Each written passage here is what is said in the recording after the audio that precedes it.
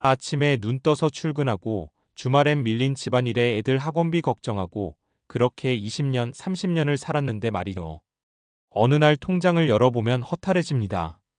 나 열심히 안 산 것도 아닌데 왜 남은 게 이것뿐이지? 요즘 은퇴를 앞둔 50대 혹은 막 은퇴한 분들 사이에서 가장 많이 나오는 말입니다. 회사에 충성했고 가족을 우선했고 아끼고 또 아꼈는데 통장 잔고는 1억이 채 안 되는 현실. 제목처럼 열심히 살았는데 통장엔 왜 없나라는 말이 그냥 푸념이 아니라 이 나라 중년들의 집단적인 고백처럼 들립니다. 사실 이 문제는 개인의 게으름이나 판단 미스만으로 설명하기 어렵습니다. 한국 사회에서 은퇴 준비는 구조적으로 너무 어려웠고 많은 사람들이 그때는 그게 최선이었습니다. 오늘은 은퇴 준비와 은퇴 후 삶의 관점에서 왜 이런 일이 벌어졌는지, 그리고 지금이라도 무엇을 생각해 봐야 하는지 차분히 짚어보려고 합니다. 왜 은퇴 앞두고 통장에 돈이 없을까? 첫 번째 이유는 소득의 대부분이 생활비로 사라졌기 때문입니다. 한국 중년층은 부모 부양, 자녀 교육, 주거 비용까지 한 세대에서 다 떠안은 세대입니다. 월급이 들어오면 카드값, 대출 이자, 학원비, 관리비로 바로 빠져나갔죠. 저축은 늘 남으면 하는 것이었고 실제로 남는 달은 많지 않았습니다. 두 번째는 은퇴를 너무 늦게 생각했다는 점입니다. 아직 멀었어, 회사 다닐 땐 괜찮겠지 하다 보면 어느새 정년이 눈앞입니다. 은퇴 준비는 40대에 시작해도 빠르지 않은데 많은 분들이 50대 후반에야 현실을 마주합니다. 그땐 선택지가 확 줄어들죠. 세 번째는 자산이 있어도 현금이 없다는 문제입니다. 집은 있는데 연금이 없고 연금은 있어도 월 100만 원이 안 됩니다.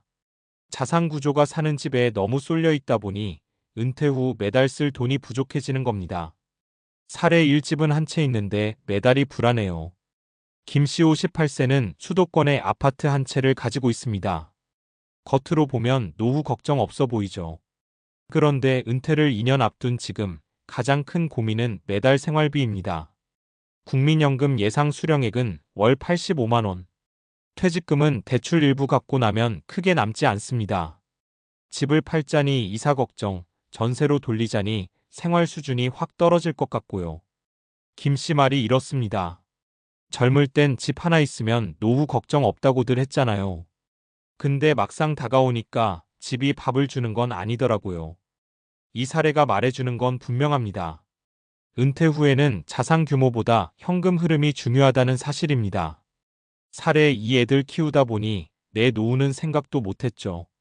박씨 55세는 맞벌이를 했지만 저축은 거의 없습니다. 아이 둘 대학 보내는데 돈이 다 들어갔거든요.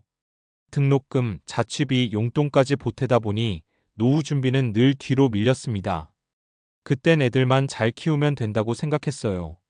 내가 노후에 힘들더라도 애들이 잘 되면 괜찮을 줄 알았죠. 하지만 요즘 박 씨는 불안합니다. 아이들도 취업이 쉽지 않고 부모를 부양할 여력도 없습니다. 이 사례는 많은 중년 부모들이 공감할 이야기입니다. 자녀 교육이 노후 대비를 대체해주지는 않는다는 걸 너무 늦게 깨닫는 경우가 많습니다. 사례 3 열심히 일했는데 은퇴 후에도 다시 일해야 하네요. 이씨 60세는 30년 가까이 한 회사에서 일했습니다. 성실했고 큰 문제도 없었죠. 하지만 퇴직 후 통장에 남은 돈은 8천만 원 남짓. 이 돈으로는 2030년을 살아야 합니다. 결국 그는 편의점 야간 아르바이트를 시작했습니다. 일하는 게 싫은 건 아닌데요. 선택지가 없다는 게 서글퍼요.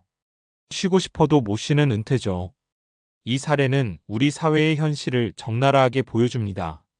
은퇴는 끝이 아니라 또 다른 생존의 시작이 되어버린 경우가 많다는 겁니다.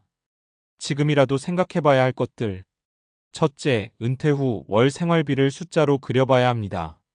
막연히 얼마면 되겠지가 아니라 주거비식 비의료 비허가비를 실제로 계산해보는 게 출발점입니다. 둘째, 연금은 있느냐 없느냐가 아니라 얼마 나오느냐가 핵심입니다. 국민연금, 퇴직연금, 개인연금까지 합쳐서 매달 얼마가 들어오는지 정확히 알아야 합니다. 셋째, 일을 완전히 끊지 않는 은퇴도 현실적인 선택입니다. 다만 몸 갈아 넣는 일이 아니라 시간과 강도를 조절할 수 있는 일이어야 합니다. 은퇴 전부터 준비하지 않으면 쉽지 않습니다. 열심히 살았습니다. 정말로요.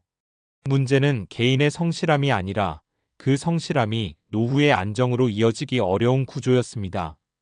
그렇다고 손 놓고 있을 수는 없습니다. 은퇴가 코앞이든 아직 10년이 남았든 지금이라도 숫자로 현실을 보고 방향을 잡는 게 필요합니다. 통장 잔고가 우리의 가치를 말해주지는 않지만 은퇴 후 삶의 선택지는 분명히 좌우합니다. 늦었다고 느껴질 때가 사실은 가장 빠를 때일지도 모릅니다. 은퇴 후 삶감이 아니라 확률과 통계의 문제다. 사람들이 노후 준비를 막연하게 느끼는 이유는 은퇴 후 삶을 경험해보지 않았기 때문입니다. 인간의 뇌는 경험하지 않은 미래를 과소평가하는 경향이 있습니다. 행동경제학에서는 이를 현재 편향 프레전트 바이어스이라고 부릅니다. 쉽게 말해 오늘의 10만 원이 20년 후에 100만 원보다 더 크게 느껴진다는 거죠. 그래서 나중에 준비하지 뭐가 반복됩니다. 이건 의지의 문제가 아니라 뇌의 작동 방식입니다. 노후 준비가 어려운 건 인간이라면 누구나 겪는 구조적인 한계라는 뜻이죠. 과학적으로 보면 은퇴 후 가장 큰 적은 장수 리스크. 통계적으로 한국인의 기대 수명은 이미 83세를 넘었습니다. 그런데 여기서 중요한 건 기대 수명보다 실제 생존 확률입니다. 60세 남성이 90세까지 살 확률 약 25%, 60세 여성이 90세까지 살 확률 약 40%. 이 말은 무슨 뜻이냐면 은퇴 후 30년을 살아야 할 가능성이 생각보다 높다는 겁니다. 문제는 소득입니다.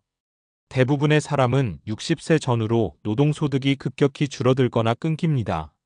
반면 지출은 줄어들지 않습니다.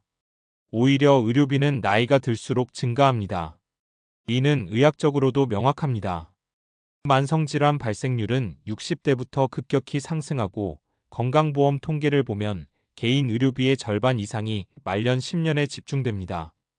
즉 은퇴 후 삶은 소득은 확 줄고 지출은 길게 이어지는 구조입니다. 1억이면 충분할까? 라는 질문이 위험한 이유.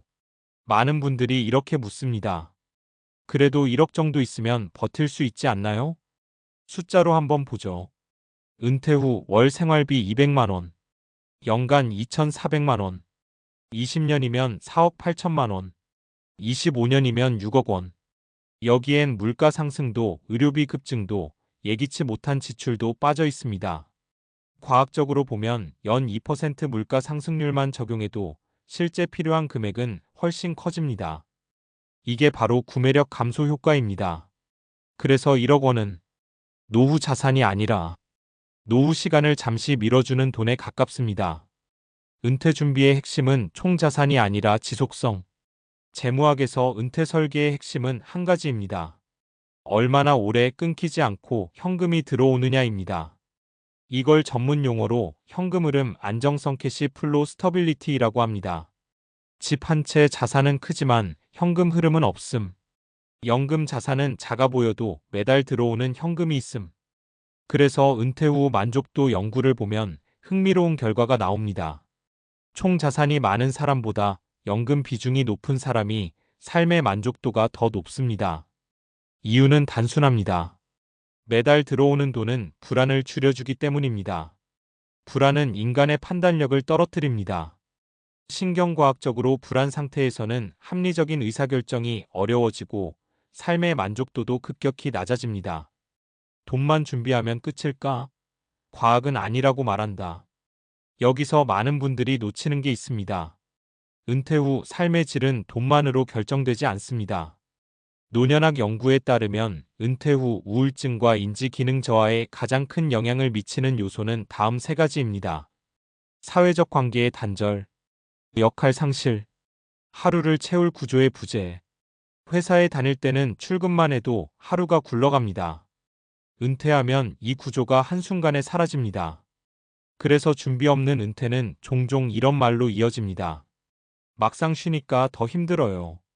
이건 나약해서가 아닙니다. 인간의 뇌는 목적과 루틴이 있을 때 가장 안정적으로 작동하도록 설계되어 있기 때문입니다. 결국 은퇴 준비는 돈 뇌 생활 구조의 문제다. 논리적으로 정리해보면 이렇습니다. 돈이 없으면 선택지가 없다. 현금 흐름이 없으면 불안이 커진다.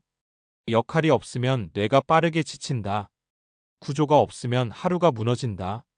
그래서 은퇴 준비는 얼마를 모았느냐보다 어떻게 살 수 있느냐의 문제로 바뀌어야 합니다. 은퇴는 쉬는 게 아니라 삶의 운영 방식을 바꾸는 일입니다. 다음으로 이어진다면 자연스럽게 이런 질문을 던질 수 있습니다.